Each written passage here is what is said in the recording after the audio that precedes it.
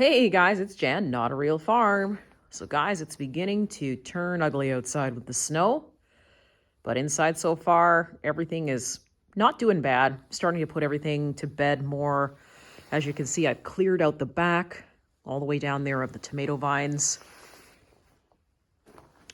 It's 42 Fahrenheit out this morning.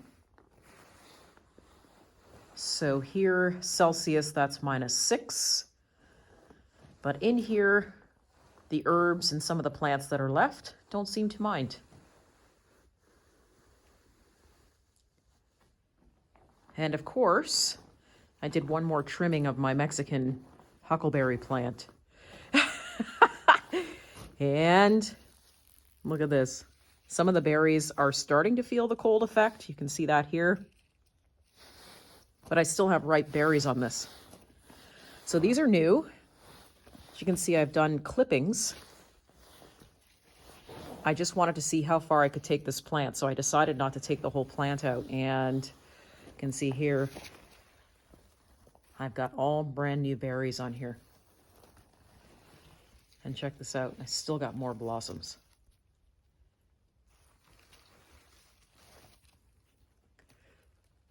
So not bad, guys. It's, November 11th tomorrow.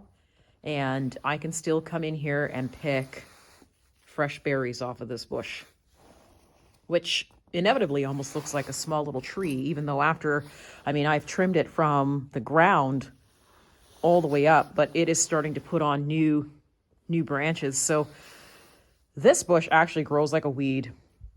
You have to put it somewhere where it can sprawl out, somewhere where it's not going to kind of get in the way. You can see it's grown over my chairs here, but if you're looking for something that's going to give you berries all season long, this is it for you. I mean, I haven't been in this greenhouse, I would say probably about 4 days. And these blossoms were not here when I left. It's still trying to push out new berries. Look at this cluster up here. So what I've decided to do is leave it. I'm going to leave this. I want to see how the winter affects it. Obviously, at some point, it's going to die down, and I'm just going to trim it down by the root, and I want to see if it actually resprouts again. Now, what I've done with this as an experiment is these clippings that I took off here. See where I've snipped? I wanted to see if I could propagate the plant. I wanted to see how easy it was to propagate the plant. And I did it the day that I did the video originally on this plant, telling you guys, that I've basically taken berries from this about 4 times. Now, when I clipped the branches from this, they wilted. And they almost looked like they were dead. And all I did was just stick them in a pot and walk away. And look at this. Now, you're going to get some form of the plant, obviously, that's going to go into shock and it's going to die. But take a look what happened. It rooted itself, and I think that video was about a week ago when I showed you this plant the last time. So you can propagate this plant fairly easy. There's no rooting powder on this. I simply just took the cutting and put it in the soil. That's it. As a matter of fact, if I zoom in a little bit closer, there's brand new flowers on here that haven't even opened yet. So let's take a look.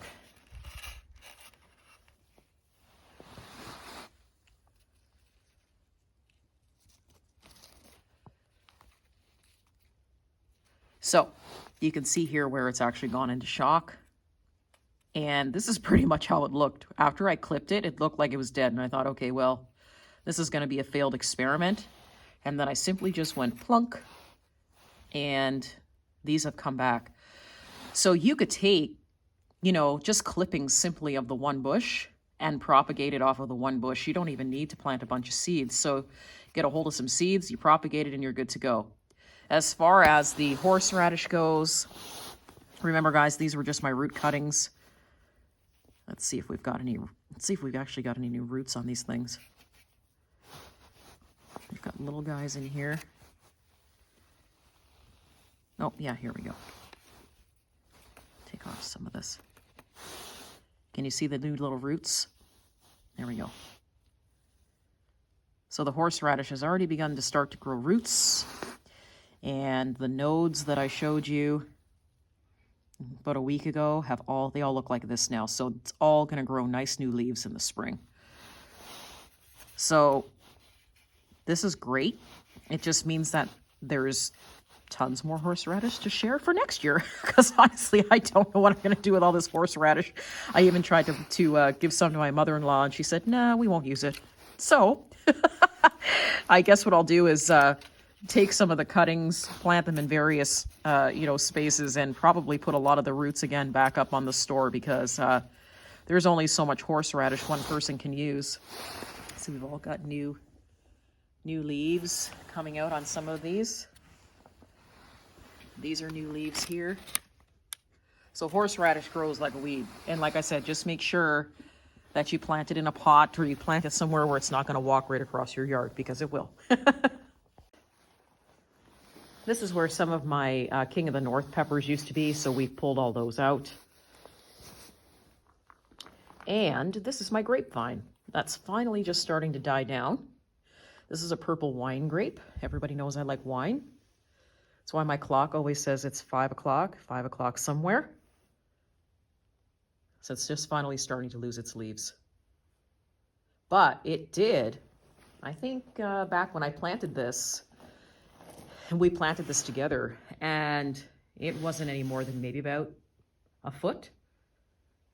So that's how much growth it did in the summer, just when my watermelons start to die out. So it was perfect timing. So I suspect this will probably grow right up to the top for next summer, and we'll see. It takes a couple of years, I think, to get some, but I'm excited about that. Who doesn't want their own grapes? And over here, my tobacco plant refuses to die. So you can see here, I've let it flower. We're not obviously going to take any more leaves off of this. That's it. This was just an experiment to see if it would even grow in the greenhouse.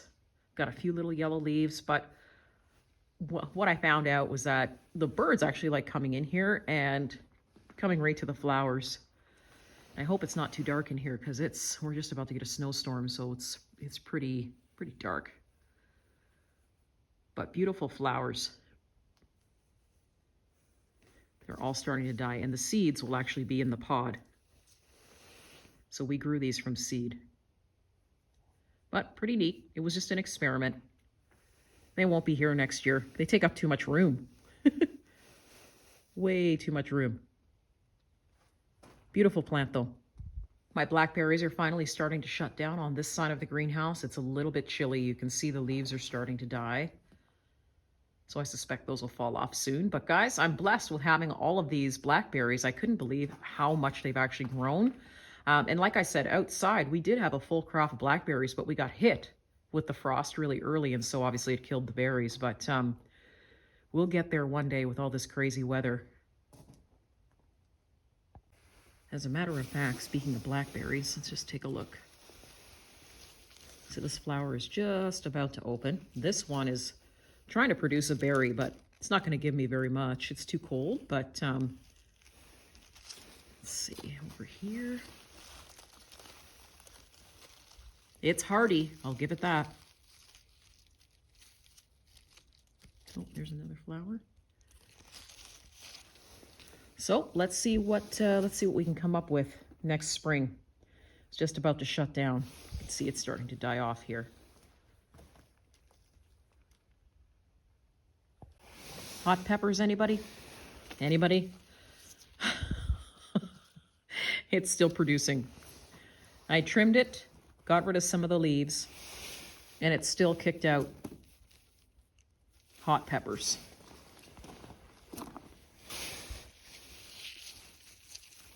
This is a black Hungarian pepper.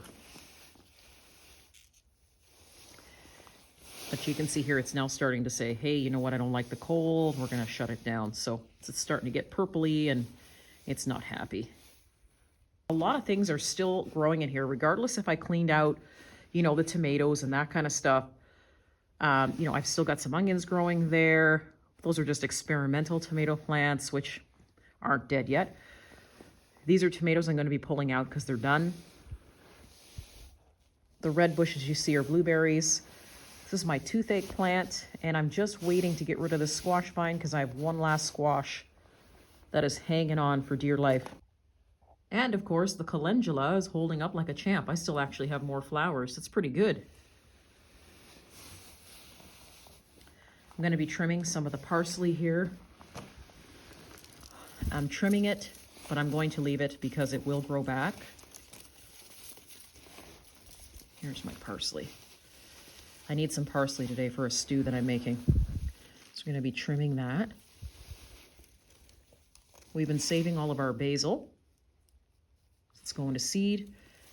And down in here, these things that look like grass. Let me just back up a little bit. This is actually lemongrass. So we got to pull that out. It's not happy. We've got some peppers still hanging on here.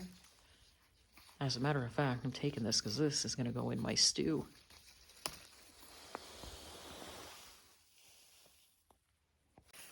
And here's my one last squash that I'm praying and hoping that will turn. It's turning color. It's not big, but it's still doing its thing and it's holding on. So I'm going to leave it, see if I can get it to mature because the temperature isn't too bad in here. And in the meantime, just clear up some of the vines on the floor. We've got oregano and chives that are still there. So if I need any, additional things to add into cooking, everything is still here for me to take. Look at this.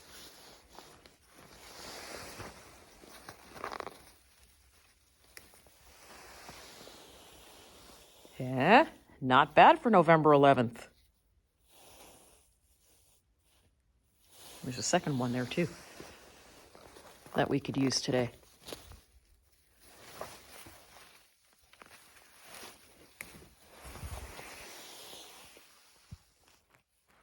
Not bad. I mean, they're not big, but you can still use them in a stew or a sandwich. I'll take what I can get, right, guys? And actually, there's another one right here.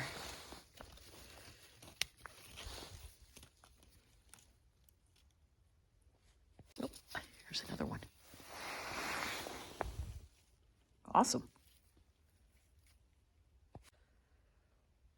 And that's really it, guys. Just wanted to take you through this morning and show you that I still have a lot of things that are growing and happy. And I think we'll probably see some really great growth in the spring from a lot of things that we've planted.